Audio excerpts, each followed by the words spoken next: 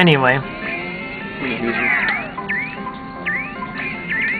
You'll really enjoy those games. I picked them up, like, all 5 for $15. The best part, like, at first I wasn't so keen on the whole episodic thing. Yeah. But, like Half-Life 2 Episode 3, that'll come out eventually. Hell yeah. It's supposed to make the games take less time to make. It's true, and, like, you know, it's so they can, you know, break it up into even chunks, so, like, if you don't like the game, you don't have to pay the full price, so they can still grab, you know, a few more dollars here and there. But the best part about it is if you do enjoy the game, like, you wait every month and you're like, alright, a new game, you know? And it's, like, part of the story, too, so it's like, you know, what good novels do. It's like they put you at the edge of your seat, and then, you know, it's like, finally, it's here, you know? Right. That's how the Back to the Future game was. Even though it wasn't, like, the most gripping story in the world, it was still pretty interesting and funny. So are they, like, sequels to the movie? I wouldn't say it, like, I don't know. Like, they could be a sequel, you know, they make constant references to everything else, but I don't know if they're official. I know Robert Zemeckis is behind it, so I guess they're somewhat official. Do they take place after the... Yeah, right after, 3. Okay. Just... I didn't pay attention. Yeah, I didn't pay attention to the right. I was... Ooh, the tables have turned. Alright, wanna play some now? No. No? Okay. Okay. This game's so much fun. I know, man. I can play... It's especially good whenever it's on an MVS, and all the lights are turned out, and you have to look down into the machine. See, I wouldn't know, because I just have my sad little Neo Geo CD. It's not that sad. It's actually pretty good. After it loads the data and stuff, it doesn't take any time. Like, it doesn't have to reload anything. See, this is a good example of a game on the Neo Geo CD. Later, we will take a look at a game that does a terrible job and is unplayable. At least I have it for the Dreamcast also, though, so I don't have to worry about it. Man, the Dreamcast. We should dedicate an entire day to Dreamcast. We should. Well, today's our Neo Geo CD day. I know. No, but there are... An entire day to Illbleed. I know you aren't too keen on Illbleed, No, but it's not bad. It's one of my favorites. I know. It's just... It's a little sloppy, you have to admit. I know it's sloppy, that's why I like it. Deadly Premonition sloppy. Yeah, but Deadly Premonition's better. Well, that's because third-person shooting was, more, I guess, more polished by that time, so it had a better source material to copy. Yeah, I guess. Illbleed just copied, like, Pokemon Snap and Tecmo's Deception. But it was good for it, and it, you know, plays out some very good parodies. Like, as soon as you get to the Woody levels, like where you play Woody from Toy Story and you, like, kill Sonic the Hedgehog. See, I never got that far. Okay, well, that's because it's, like, one of those games where it saves all the best for last. I beat, like, the first level, I'm like, that was okay, and then I never played. Boom, boom, but all the upgrades, it has so much potential in it. But I guess we'll save that for another day. The game is, like, long, though. We'd have to do, like, a let's play of that instead of a review. Alright, well, all of our reviews are basically let's play. All our reviews are like a podcast where we talk about random crap and then we play video games in the background. Well, it's not the worst thing in the world. No. You're talking about, like, what every other boring person talks about. It's like, oh, I'm so mad at Fox News said this about video games. Oh my god. Speaking of Fox, please, let's not go there. Video games are about fun, and this game is fun. Remember when, like, everyone gave a shit about what Jack Thompson thought? Did you got disbarred? Yeah. Did you ever care? No. Like, honestly, I guess now that, you know, I've been over 18 for a while, like, I really don't care if they ban kids from playing games. Like, the thing is, if they do that, then they'll have to sell them under the counter, and they'll get worse sales, so companies will just stop making them. Well, yeah. It'll be like a sort of self-censorship thing. Yeah, think about it like in the movie industry and stuff. Like, they basically cut out great stories, like, you know, parts and everything, and they allude to certain things and don't show it to keep that PG-13 rating and stuff. I can see how that would kind of flow over into games as well. So, you're probably right, but, you know, I guess I'm thinking of, like, it'd be like a convenience store type thing, like, hey, kids, slide me an extra $10, I'll buy you that M-rated game. Yeah, then he's like an undercover. Oh, damn it! It's like, what are you in for? Well, I sold a kid a Grand Theft Auto.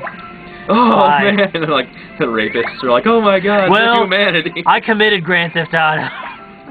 So, like, on the hierarchy of crimes committed, I'm like the bottom bitch.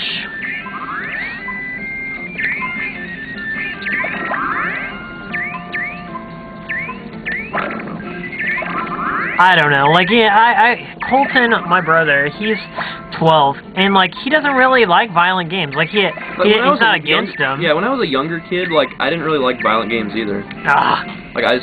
Like, when Doom came out and stuff, like, my friends were like, Doom's awesome, and I'm like, it's okay. Same with Mortal Kombat, I was like, here's what I did with Mortal Kombat. Then when I got older, I liked them a lot, you know, I didn't like them when I was a little kid. Well, with Mortal Kombat, I just basically put in the one-hit fatalities. I went through the entire thing, and I was like, okay, that's it. That's all I need to see. Because you didn't play Mortal Kombat for the fighting game. Well, some people did. Some people did, but I mean, like, it's really, I don't know. I feel it's the clunkiest out of all the fighters. Yeah, right. Very stiff. Anyway. Well, okay, out of the big fighters, think of all, like, the Mortal Kombat clones and stuff. Yeah, I know. There were a lot of them. Those were worse. Obviously, but anyway, like, he doesn't like playing stuff like that. He likes to play things that, I guess, challenge the mind, like, I don't know. The only reason he likes Halo and stuff, like, he's not like, I love Halo or anything. The only reason he likes it is because you can create your own levels and, like, you know, the forgery and stuff. He loves that part. He likes co-op because you can do stupid things like, you know, just fly ghosts into each other, or just basically harass each other the entire map, and occasionally complete the objective, but... Yeah, there's so many, like, glitches in the first Halo, like, you know, all the crazy warthog things getting out of the level. Yeah, or just, like, getting it over the giant arch, or whatever. Yeah, there's so much, like, most of the time I played in the first Halo, I was not actually playing the game, I was just jacking around. Yeah. So I hope in the Halo remake that all the glitches are still in there.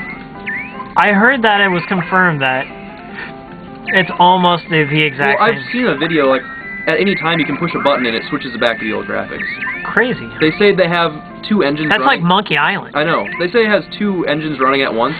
It has the Halo 1 gameplay engine and the Halo, like, Reach graphics engine, basically running at the same time.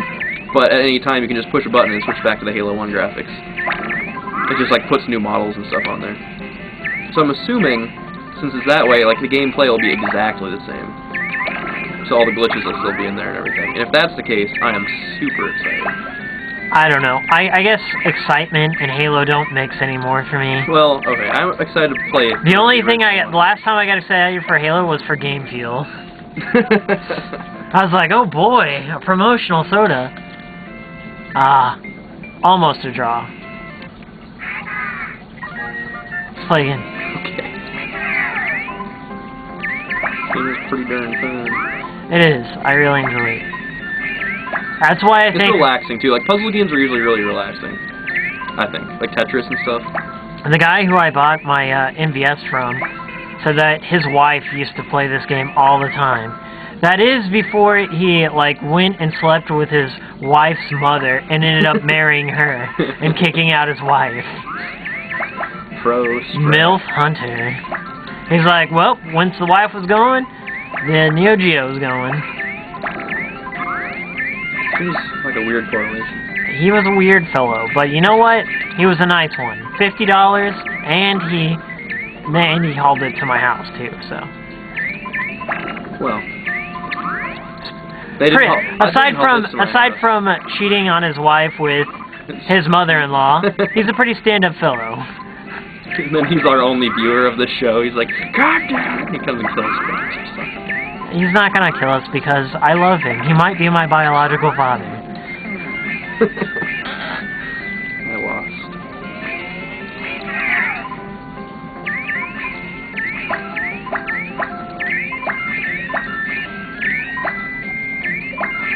Yeah, Halo 1, I actually did have some pretty good times, and that's because it was, like, LAN gaming. It was my first big thing. Like, I played some LAN games, or at least watched some, like, you know, StarCraft and stuff back in the day.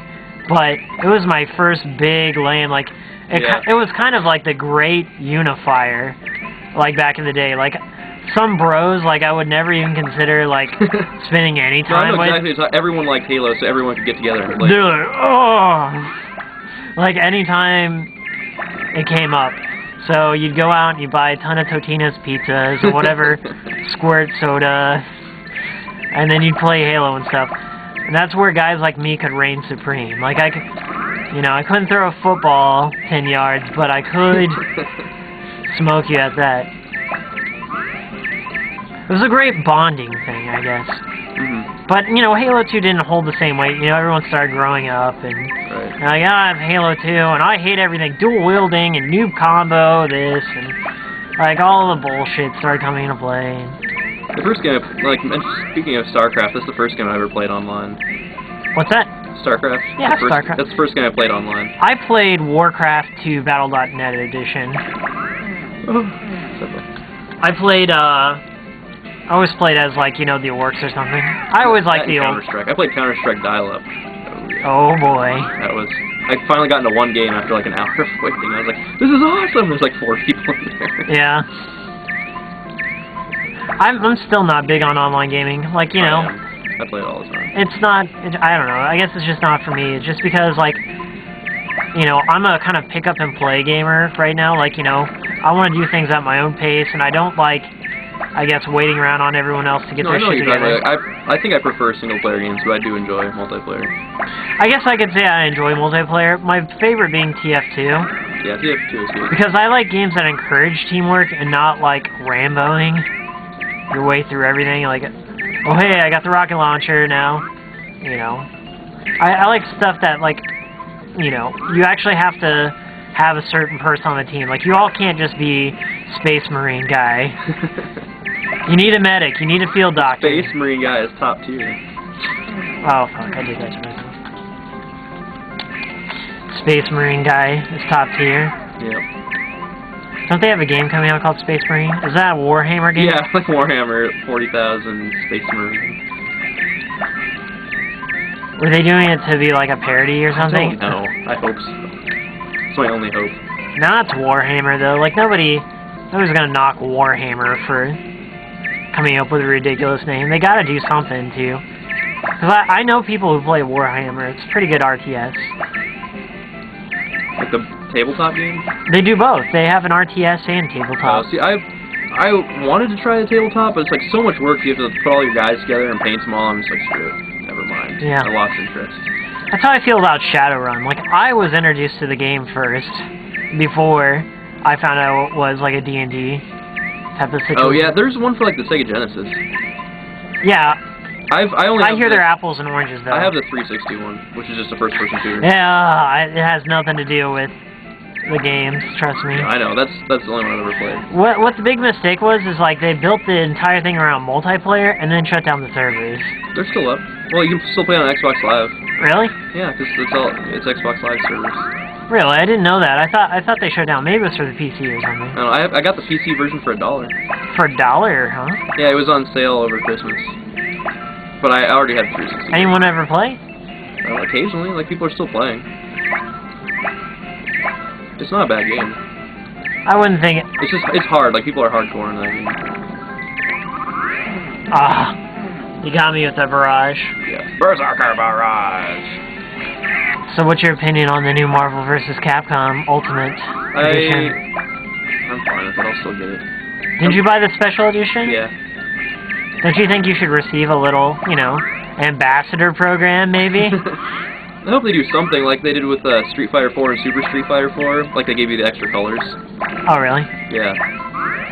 Like, yeah, if you had a save game in Street Fighter 4, when you got Super Street Fighter 4, you got like 2 extra colors for every character. Huh. Like, it's more than just a color, it's like different design. Like, they were, like, the different ink designs, like drawn with a pen or drawn with a pencil or marker or whatever. I don't know. Until, like, I guess Capcom starts getting their act back together. Like, if they release the other Miles Edgeworth over here, if they, like, release, Professor Layton versus Phoenix Wright type of the game, like, I will get those and I will play them.